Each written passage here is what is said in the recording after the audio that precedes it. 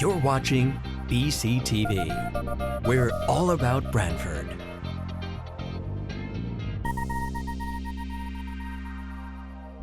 You're watching BCTV, Branford Government Television, a service of Branford Community Television. This program is brought to you in part through the support of the town of Branford.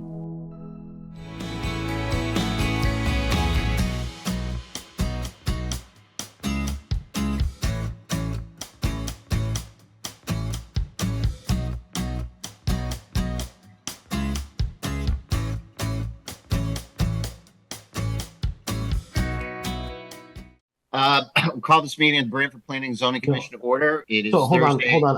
I don't see the recording I don't either. signal. I don't either.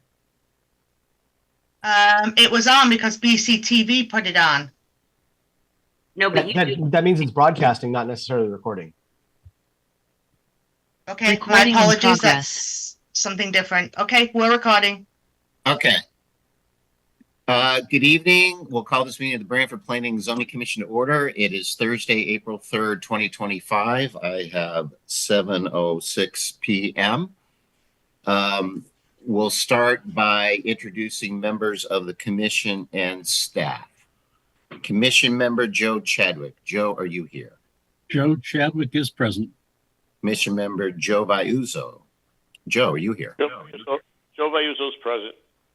Commission member Marcy Pelusi. Marcy, are you here? Marcy is present. Commission member Sharon Hutner. Sharon, are you here? Sharon Hutner is present. And our staff this evening is our acting town planner, interim town planner, John Guskowski. John, you're here? I am here. And our zoning enforcement officer, Jane Ellis. Jane, you're here? Yes, I am.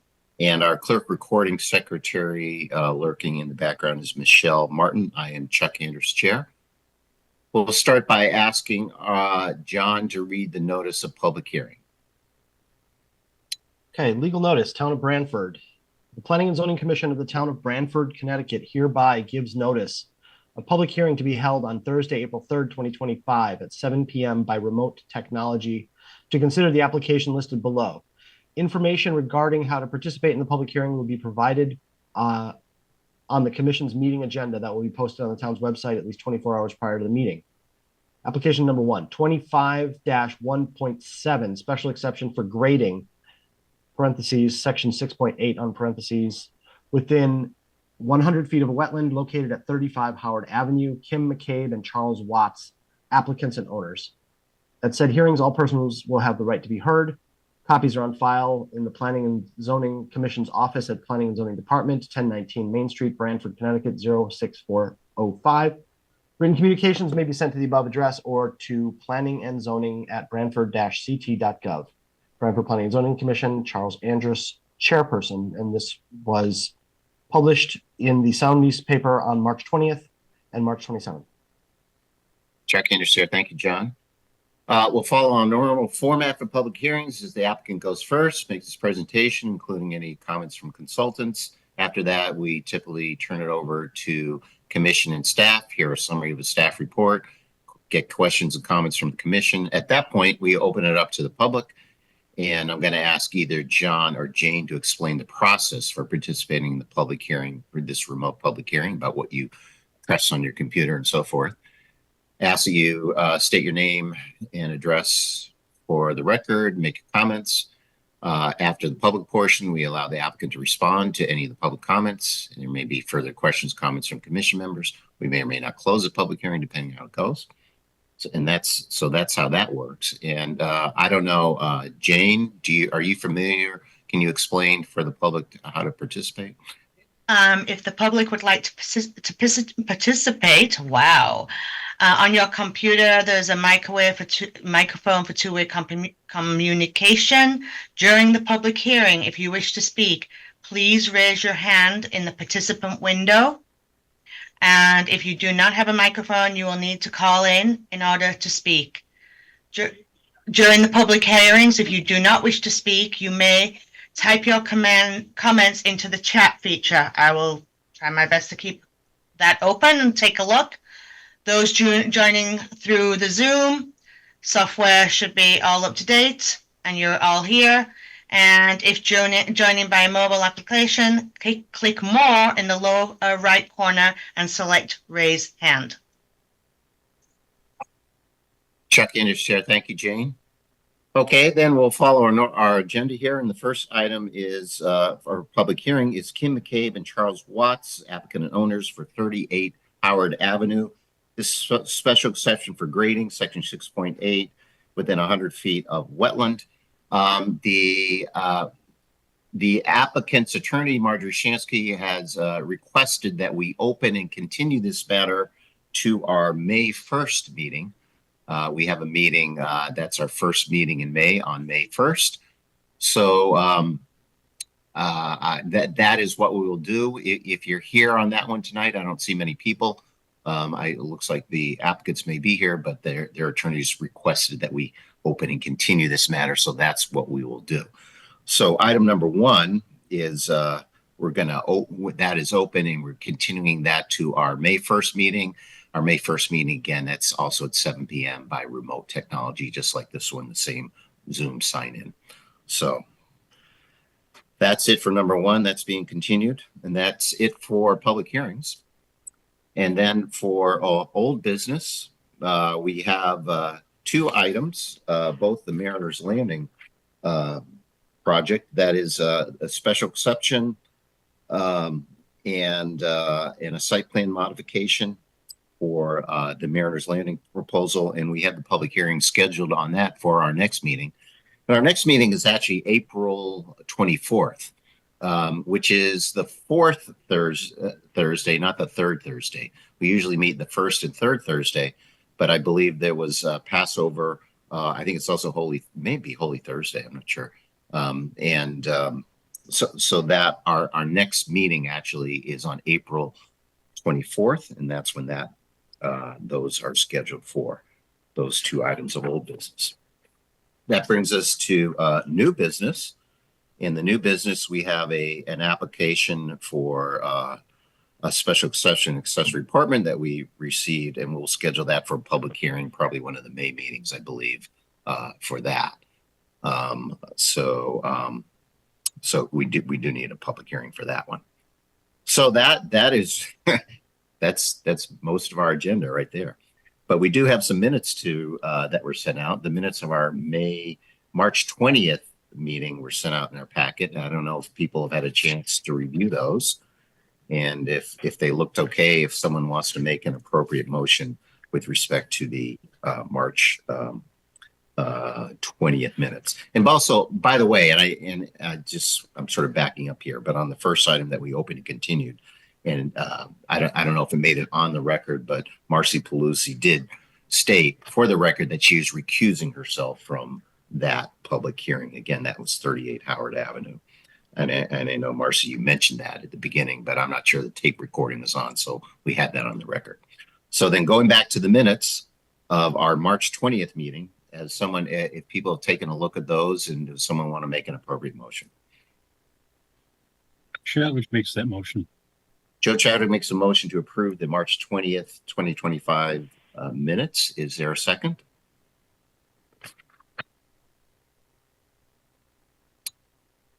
Joe Vayuso, second. Second by Joe. Any further discussion? All those in favor? Joe Chadwick? Joe Chadwick is in favor. Joe Vayuso? Joe Vayuso in favor. Marcy? Marcy's in favor. Sharon, I think you're up this evening. Are you? Yep, Sharon is in favor. Yes, and the chair is also in favor. So those minutes are approved. For correspondence, we did receive I believe, a letter today from Edward Zielinski that came in the office and asked Michelle to circulate that, and I believe Michelle did. You have that. That is just a letter from Mr. Zielinski. It concerns there was an application at 10 Wakefield Avenue, a coastal site plan application, and I think there may have been a 6.8 application as well that we heard last summer, I believe, last July. that we had opened and that we had a public hearing on. So I think it was legally advertised, and I think notice was sent to abutters. And I think Jim Preddy prepared did the engineering, did the survey, and Evan did the staff report, and there was no public comment. We approved the application, but it turns out there was a mistake that on that application there was a coastal what's it called coastal Well, right, yeah, the term is what's it, shoreline flood and erosion control structure, which is something that anything that sort of operates to control erosion from tidal or navigable water. So anything that acts as armoring the shoreline. It could be anything, rocks or things like that. And there was that on the application. And that was, and if it had those applications, coastal site plans must be referred to the Department of Energy Environmental Protection, and that was missed. I guess the applicant's engineer, Mr. Preddy, didn't point it out, and Evan missed it, and the application was approved. And we didn't mention it either. And there was some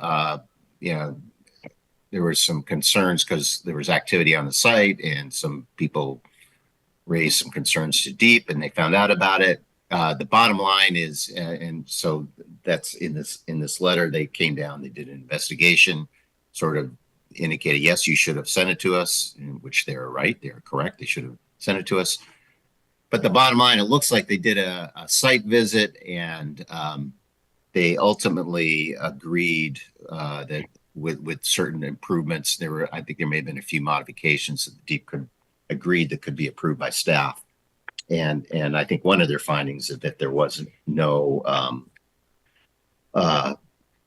there wasn't any environmental harm with the proposal. So, I mean, the takeaway is that this should have been notified, and it was mistakenly not done so. But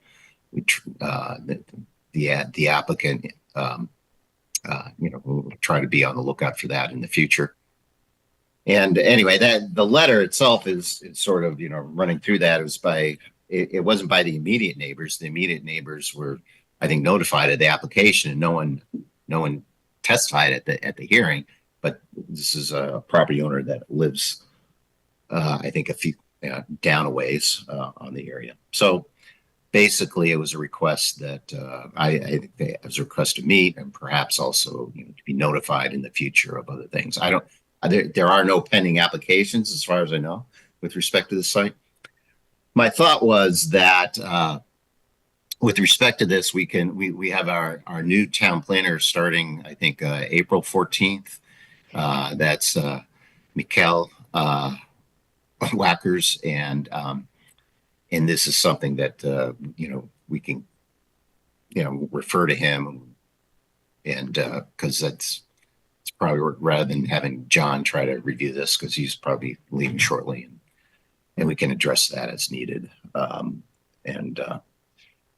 can meet with them and could review any issues, and I'd be happy to jump in on that. So it seemed to me to be missed a notice, and it's something we should be look out for in the future. But ultimately, the DEEP approved with the construction that was going on there. So any questions from anyone about that correspondence? Hey, Chuck. Yes. So just to summarize, the solutions that Jim Peretti proposed were satisfactory to DEEP. We just didn't go through the correct process. Yeah, it should have been referred to DEEP at the beginning, and there's some question of whether DEEP would have DEEP may have given a negative comment letter, but that's basically correct. Jim Peretti missed something, didn't label it on the plan as a shoreline flood and erosion control structure. That's a defined thing, and if it meets that category, and then, frankly, reading the definition it's not always clear in my mind, but this application and should have been referred, and our staff should have been referred, and I suppose when we reviewed the application, we should have asked the question. It should have been referred to DEEP, and that's I think the letter you had the DEEP letter, and they said, hey, you should have referred it to us, and they're right. And Right, but my point is the engineering was sound and right, what DEEP would have required regardless yeah, I think of our review. correct. potentially. I think there may have been a few tweaks. I think it got settled. They actually did a site inspection. They went down, they saw what the other areas were like. And if you look at their final letter, it looks like, and they've made the finding that no unacceptable adverse impacts to the beach have occurred as a result of the slope disturbance. And, it sounds like they may have tweaked things and the engineer was out there. So yes, they are satisfied. It looks like it's essentially, it doesn't look like they did much different, but they may have tweaked a few things. That's my impression just from reading the letter. And yeah, and I didn't get a sense that they were against the project because there certainly was a hearing on it. They could have spoken against it, or there was no public hearing. No, we had a public hearing, but we should have sent it to them. And I get all that. Yeah. I get all that. Yeah, but there was no public opposition at our public hearing. Right. And- That's what I'm just trying to Right. to circle back that the public was generally satisfied when we heard it and that the engineering was sound. So That's it's correct. more of an administrative oversight than, anything subversive, for lack of a better word. Yes. Yeah. I as far as I know, all the public were known. Again, the letter was not from an immediate abutter, someone further down, but Well, maybe they felt if it had gone too deep, they would have known about the project. And maybe that's the underlying issue for them. yeah, and there's if there's some future stuff going on that requires, I mean, right now there's nothing in there. That I think the concern that I got from it says that they had proposed that they may do some tunneling or something. I don't even know, and maybe they want to know if that happens. I'm not quite sure, but anyway, because there isn't anything, and the DEEP said you don't have to come back for us. There's nothing even pending before us. But anyway, we'll take a look. Cross that bridge when it happens. Right. Thank you. Thanks, Marcy. Anyone else have any questions about that? Okay, then that's for correspondence. Other business, planners report. John, you got anything to report? Nothing significant. I would just note I may have taken my eye off the ball for a second. Mr. Chairman, when you did you set a specific date for the public hearing for the accessory apartment? I know you had mentioned we're meeting on the 4th Thursday, but I don't recall if you set a public hearing date. No, we didn't. What we typically do, John, is we've authorized staff to consult with the chair, and we have standing authority for chair and staff to schedule it. So we don't usually schedule them at our meetings. That's very well. I just didn't want to miss something there. Yeah, no, that's all right. And I think we can.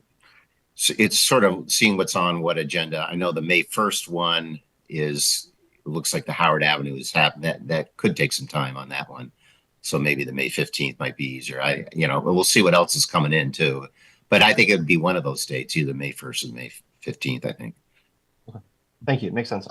Sure. Again, John Guskowski, I don't again have a great deal to report. It has been busy in the land use office, and I think it'll be very welcome when McKeel shows up. But we spent much of this week getting ready for this meeting with the folks from Mariners Landing and sort of going through their application. Jane and I met with them on Monday. They're going to make a couple of actual tweaks to their site plan because there were some things missing. So we'll get a revised site plan in the next, I would say, week or two. And then also had a rather extended back and forth via email with Mr. Zielinski, who from Wakefield Avenue, who wrote the letter. A lot of correspondence with him. But things are largely in good shape. And again, it'll be great to have the land use staff back up to full speed soon. Great. Thanks, John. Other than that, I did speak with Bill Anaskovich. I think we mentioned at the last meeting that, remember the 1201 West Main Street? That was the quick lube application adjacent to Aldi's as you go around the corner. That I think not far from Rockledge. That we denied that application, and it's likely that our next meeting on April 24th, that we'll have an executive session with our attorney to discuss that matter in pending litigation. So that's just something that I think may be happening at our next meeting. But you know, we'll put that on the agenda for the next one. We'll figure out where we can fit that in. I think, yes. And then McKeel, our new town planner, is scheduled to start, I believe, April 14th. So I think that's all I have. Does anyone else have anything?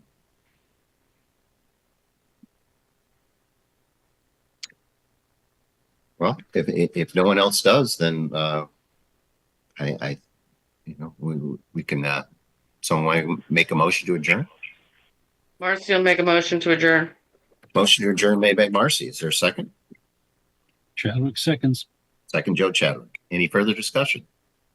All those in favor? Joe Chadwick, Chadwick in favor.